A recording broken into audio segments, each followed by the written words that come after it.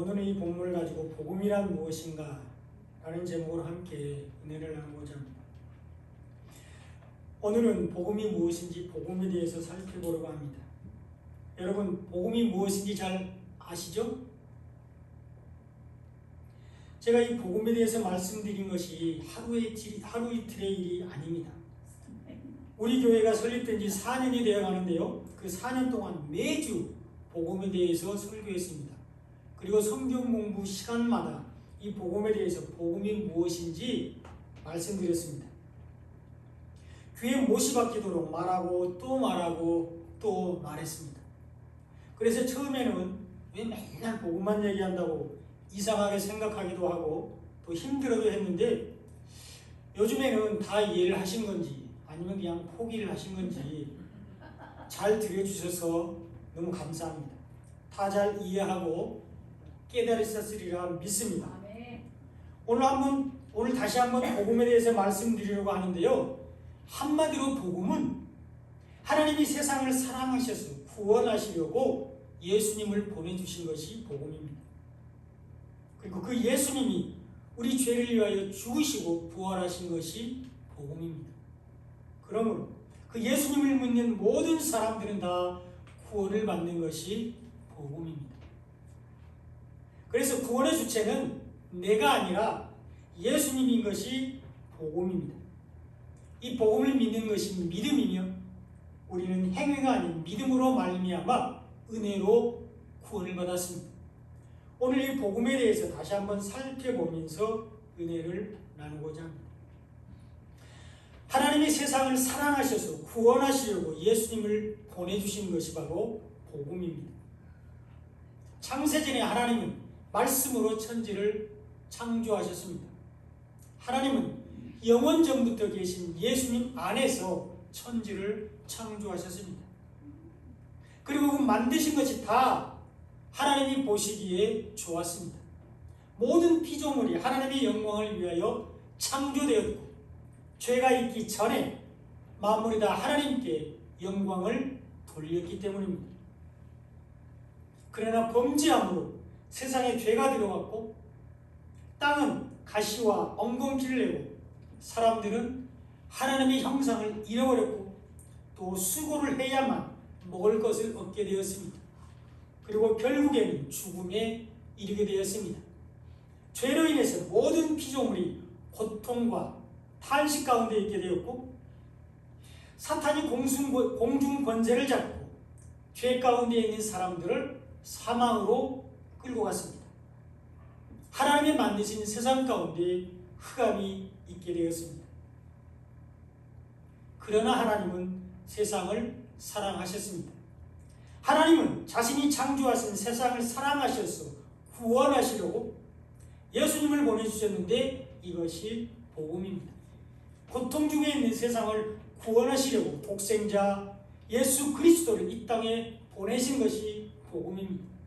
죄악 중에 고통하며 신음하는 세상을 구원하시려고 예수님을 보내신 것이 복음입니다. 사망 가운데 있는 세상을 구원하시려고 독생자 예수님을 보내신 것이 복음입니다. 우리가 잃어버린 하나님의 형상을 회복하시기 위해서 예수님을 보내주신 것이 복음입니다.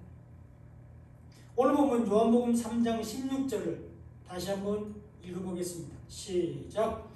하나님이 세상을 이처럼 사랑하사 독생자를 주셨으니 이는 그를 믿는 자마다 멸망하지 않고 영생을 얻게 하려 하심이라. 아멘.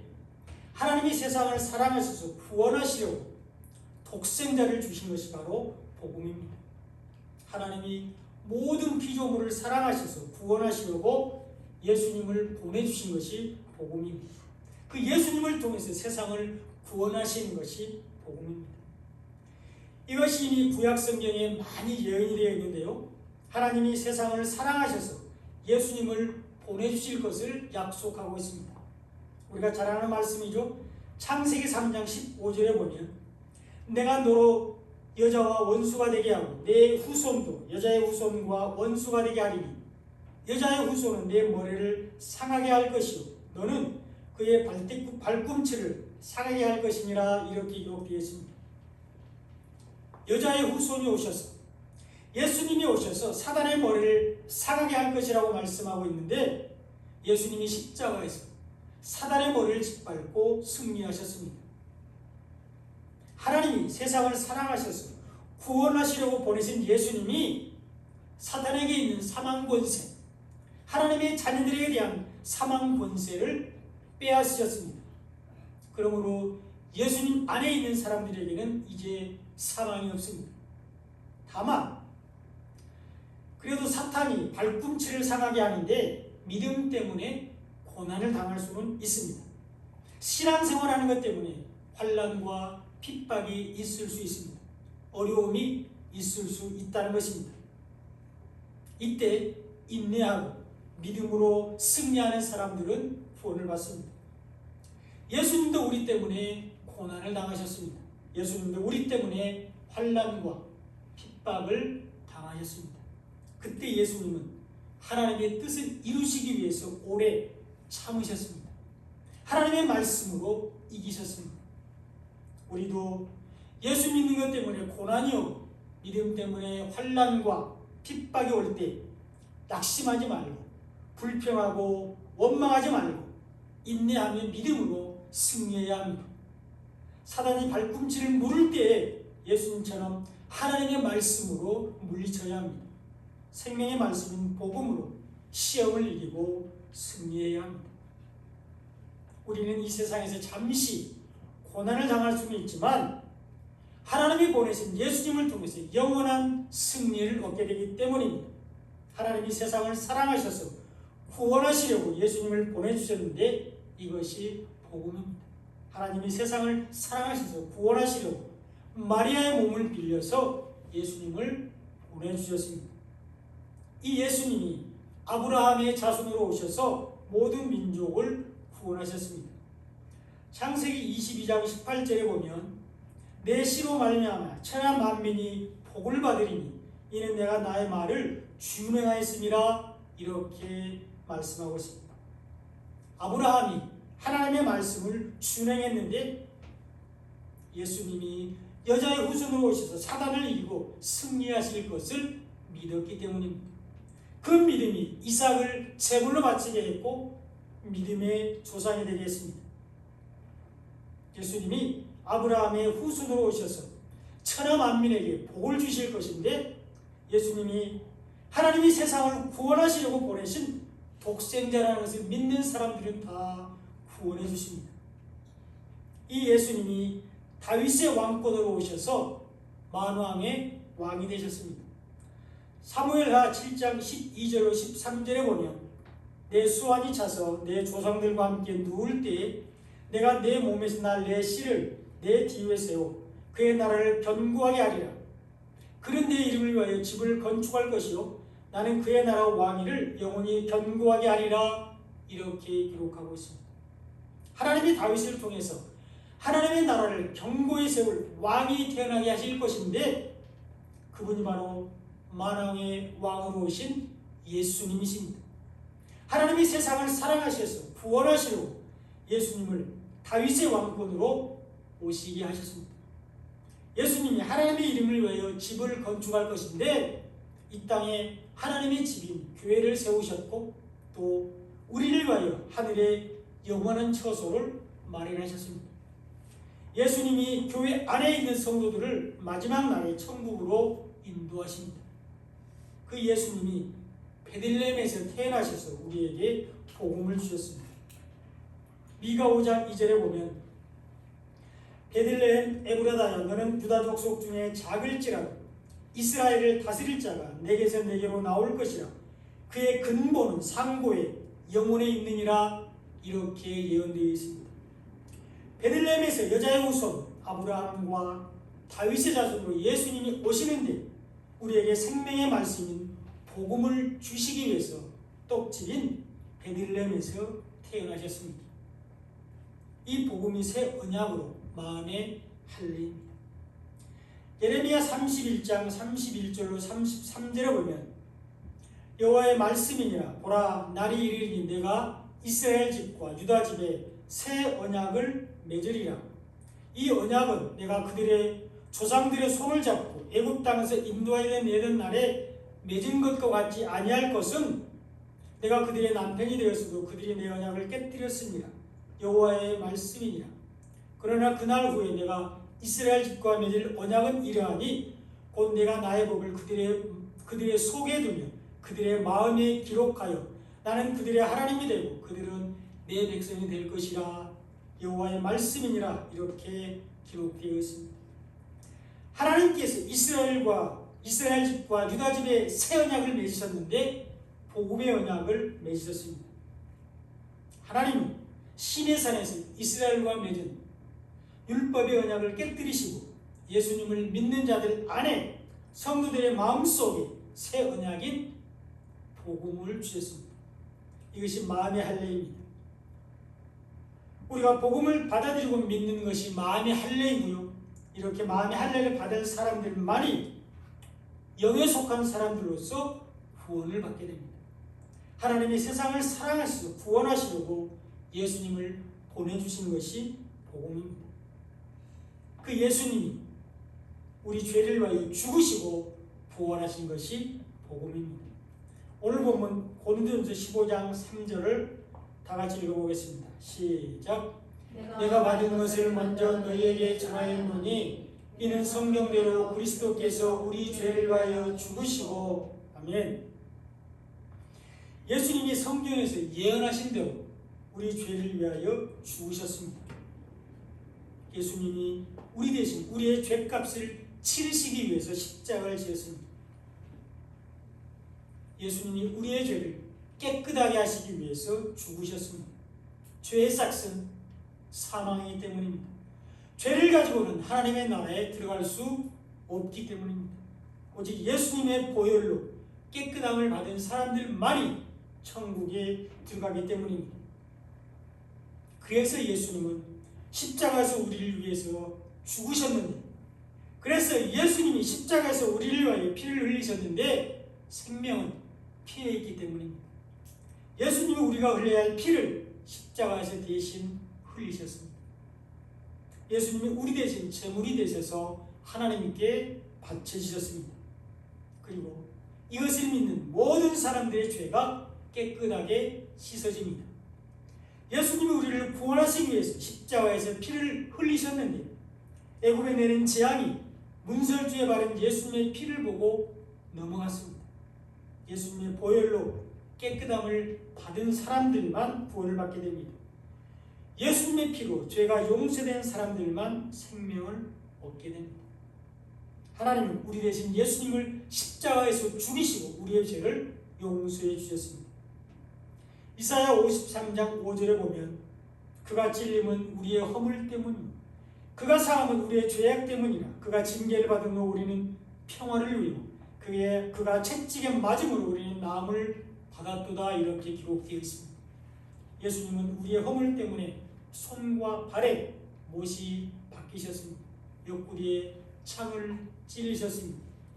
예수님은 우리의 죄악 때문에 육체의 고난을 당하셨습니다. 예수님이 저주를 받으심으로 우리는 평강을 누리고 예수님이 채찍에 맞으심으로 우리는 나음을 입었습니다. 베드로전서 2장 24절에도 보면 친히 나무에 달려 그 몸으로 우리의 죄를 담당하셨으니 이는 우리로 죄에 대하여 죽고 의에 대하여 살게 하려 하십니다. 그가 채찍에 맞음으로 너희는 나음을 얻었다. 이렇게 기록되어 있습니다. 예수님이 십자가에서 우리의 죄를 담당하셨습니다. 예수님이 친히 나무에 달려 그 몸으로 우리의 죄를 담당하셨습니다. 예수님이 죽는 순간에 하나님이 임재하시던 지성소를 가리고 있던 휘장이 찢어졌는데 이 휘장이 예수님입니다. 예수님은 자신의 몸을 찢으시고 우리를 하나님께로 인도하셨습니다. 예수님이 우리 대신 죽으심으로 우리는 죄에 대하여 죽고 의에 대하여 살게 되었는데 사망에서 생명으로 옮겨졌습니다. 사단의 종에서 하나님의 자녀가 되었습니다. 예수님이 우리 대신 죽으심으로 우리는 나음을 얻었는데 우리가 의롭게 되어서 하나님의 나라에 들어가게 됩니다. 구원을 받게 됩니다. 이것이 복음입니다. 예수님이 우리 죄를 대신해서 죽으신 것이 복음입니다. 예수님의 보혈로 우리의 죄가 깨끗하게 씻어진 것이 복음입니다. 우리의 행위가 아닌 예수님의 죽으심으로 우리를 구원하시는 것이 복음입니다. 예수님이 우리 대신 행하신 것이 복음입니다. 그 예수님이 성경에서 예언하신 대로 3일 만에 살아나셨습니다. 예수님이 성경대로 장사되었다가 3일 만에 부활하셨습니다. 오늘 본문 고린도전서 15장 4절을 다시 한번 읽어보겠습니다. 시작. 장사 지낸 바 되셨다가 성경대로 사흘 만에 다시 살아나사. 아멘. 예수님은 장사 되셨다가 성경대로, 성경에서 말씀하신 대로 3일 만에 다시 살아나셨습니다.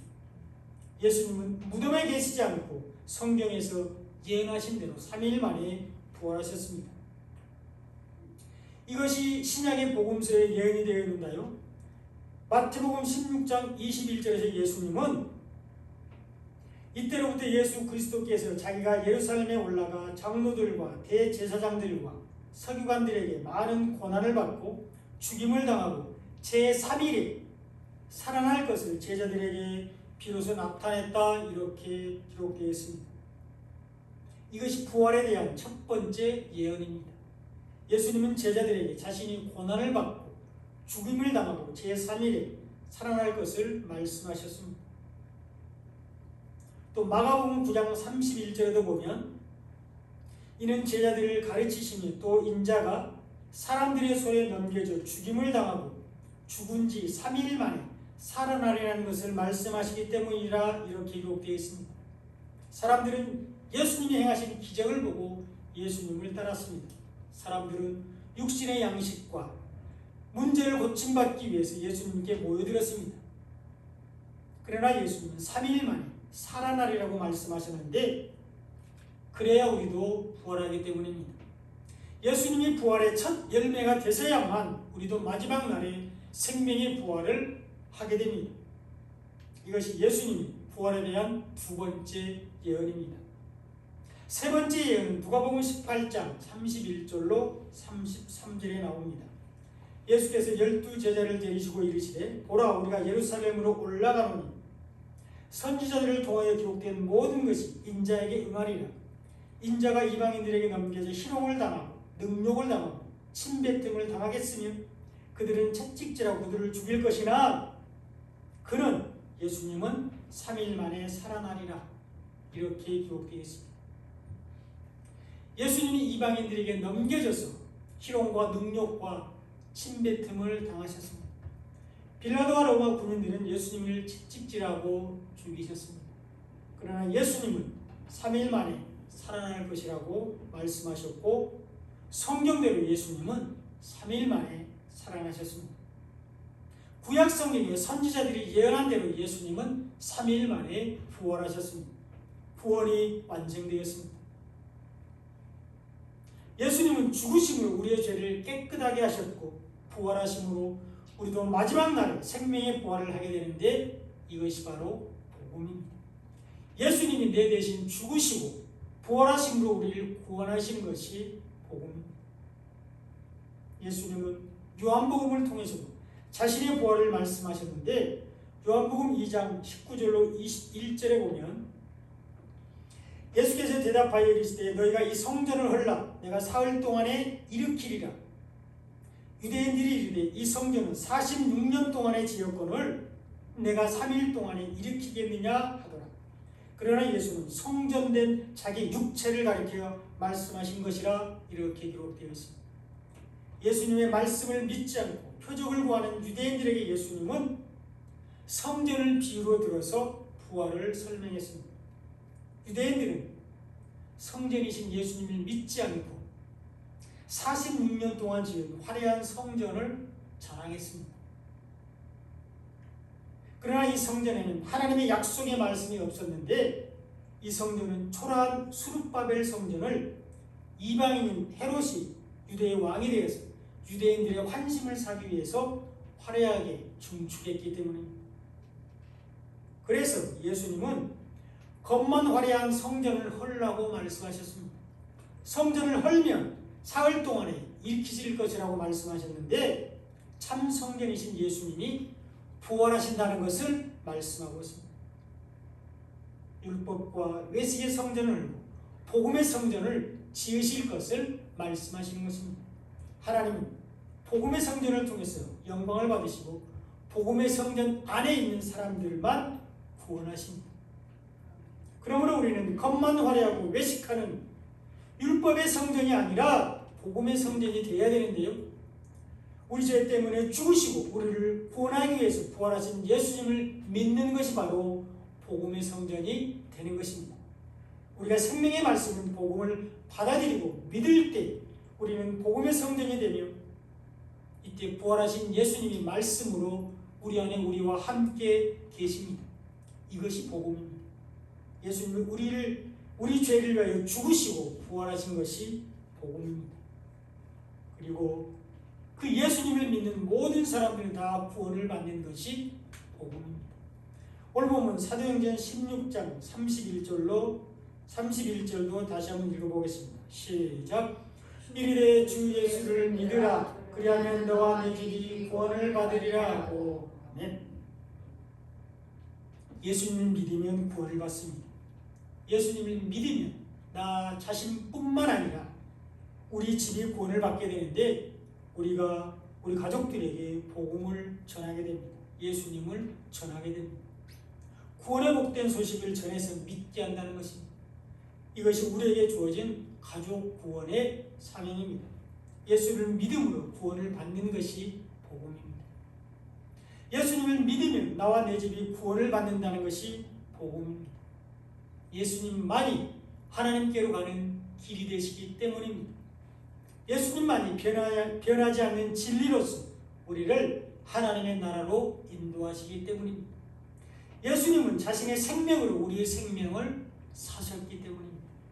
하나님은 우리에게 예수님 외에 구원을 얻을 만한 다른 이름을 주신 일이 없습니다. 사도행전 4장 12절에 보면 다른 이로서는 구원을 받을 수 없나니 천하 사람 중에 구원을 받을 만한 다른 이름을 우리에게 주신 일이 없음이라 이렇게 베드로가 공회 앞에서 담대히 증거했습니다. 예수님 외에는 우리를 구원할 사람이 없습니다. 우리는 오직 예수님을 믿음으로만 구원을 받을 수 있습니다. 예수님도 오직 예수님 자신을 통해서만 구원을 받을 수 있다고 요한복음 14장 6절에서 말씀하셨습니다. 예수께서 이르시되 내가 곧 길이요 진리요 생명이니 나로 말미암지 않고는 아버지께 올 자가 없느니라 이렇게 예수님이 친히 말씀하셨습니다. 예수님으로 말미암지 않고는 아버지께로 갈 사람이 없습니다. 예수님을 믿지 않고는 하나님의 나라에 결코 들어갈 수 없습니다. 우리는 길이요 진리요 생명 되시는 예수님을 믿음으로 구원을 받을 수 있습니다. 이것이 복음입니다. 예수님을 믿음으로 구원을 받는 것이 복음입니다. 우리는 오직 예수님을 믿음으로 구원을 받게 되는데 이것이 복음입니다. 우리는 예수님이 행하신 일을 바라봄으로 구원을 받게 되는데 이것이 복음입니다. 우리는 예수님의 말씀을 듣고 마음에 새기고 믿음으로 구원을 받게 되는데 이것이 복음입니다. 그러므로 구원의 주체가 내가 아니라 예수님인 것이 복음입니다. 예수님을 믿는 모든 사람들은 다 구원을 받는데 이것이 복음입니다. 이 말씀의 결론입니다. 복음은 헬라어로 유앙겔리온이라고 하는데 기쁜 소식, 좋은 소식이라는 뜻입니다. 복음은 하나님께서 예수님을 통해서 세상을 구원하시는 구원의 소식입니다. 그러므로 구원의 주체는 내가 아니라 예수님이십니다. 하나님은 예수님 안에서 세상을 창조하시고 영광 받으시기를 원하셨습니다. 특별히 자신의 형상을 따라서 사람을 만드시고 하나님과 온전한 관계 속에서 살기를 원하셨습니다. 그러나 인간은 죄를 지음으로 하나님과의 관계가 단절되었습니다. 모든 사람이 죄를 지었고 그 결과로 죽음과 심판을 받게 되었습니다. 그래서 하나님은 우리를 구원하시기 위해서 예수 그리스도를 이 땅에 보내주셨습니다. 예수님은 우리의 죄를 대신해서 십자가에서 죽으셨고 3일 만에 부활하셨습니다. 이로써 우리는 예수님을 믿음으로 죄사함과 구원을 받을 수 있습니다. 우리가 아직 죄인 되었을 때 예수님이 우리를 위하여 죽으셨기 때문입니다. 그러므로 예수님을 믿고 예수님을 영접하는 사람들은 다 구원을 받습니다. 입으로 예수를 주님이라고 시인하고 마음으로 믿는 모든 사람들은 구원을 받습니다. 이것이 복음입니다. 그러므로 복음은 단순한 지식이 아니라 우리의 삶을 변화시키는 능력입니다. 복음을 받아들이고 믿는 사람들은 새로운 삶을 살게 되고 하나님과 화목하게 됩니다. 복음은 하나님의 은혜로 말미암아 믿음으로 받는 선물입니다. 우리의 행위나 노력이 아닌 오직 예수님을 믿음으로 구원을 받는 것이 복음입니다. 예수 그리스도를 통한 구원의 기쁜 소식이 복음입니다. 우리는 복음을 받아들이고 믿음으로 구원을 받았습니다. 복음만이 우리를 구원하는 능력입니다. 그러므로 우리는 복음을 잊어버리면 안 됩니다. 복음 안에서 주님과 동행하는 삶을 살아야 합니다. 이것이 성령 충만입니다. 이런 은혜와 축복이 넘쳐나시기를 예수님의 이름으로 축원드립니다. 아멘. 기도하겠습니다.